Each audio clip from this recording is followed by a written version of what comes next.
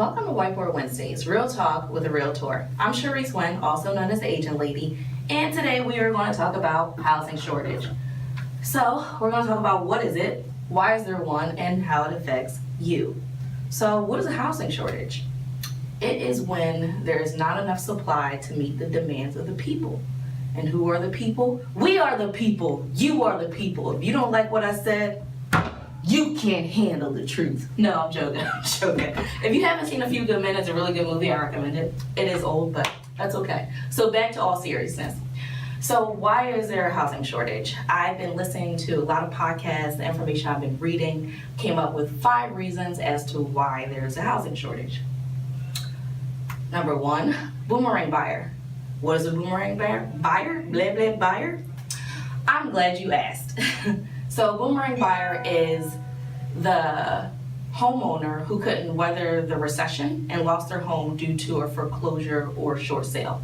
So this started back in 2013. So now these buyers are back in the market and there's a lot of them.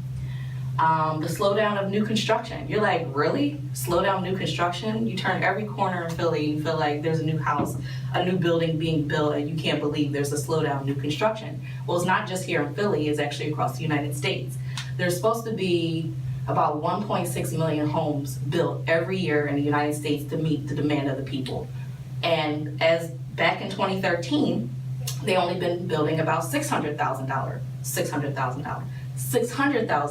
homes a year. So that's 1 million homes less a year. And now we're in 2017. So now we're feeling it, like really feeling the shortage of the market.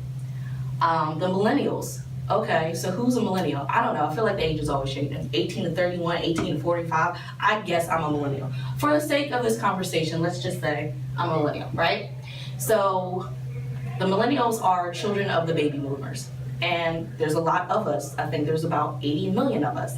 And the average, first-time home buyer is about 30 years old. So if there's a lot of us and the average is about 30, there's a lot of us buying, and this started back in 2013, okay? Life expectancy. People are living longer. So back in 1970, people were living to around the age of 71. 2015, 79. So maybe the little old lady across the street, I'm not moving, you'll bury me in this house. That's very true. People are not moving, so people are living longer, so less homes are being sold. Immigration and population increase. Well, a lot of people want to move here. So more people, more housing needs, less demand or less supply. So how does all of this affect you? Excuse me, I'm trying to get over a cold, or allergies. It's one or the other, I don't know. So how does all this affect you? For sellers, it's a great time to sell. If there was ever a time that you should sell, it should be now. There's hardly any competition, so your home will sell 9 times out of 10. For buyers, what does this mean for you? For a buyer, that means if there's a house on the market and it's priced correctly, then usually 9 times out of 10 you might be paying close to asking, if not asking. And you need to move quickly if you see a house so you can decrease the competition, because as of now, we're in a seller's market.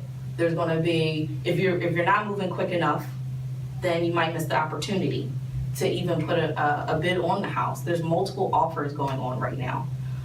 So my advice to you is, you see a house that you like, please move as quickly as possible to decrease competition, and if not, at least have the opportunity to submit an offer. We're back to the days of escalation clause. Well, what is the escalation clause? I'll give you just a little bit.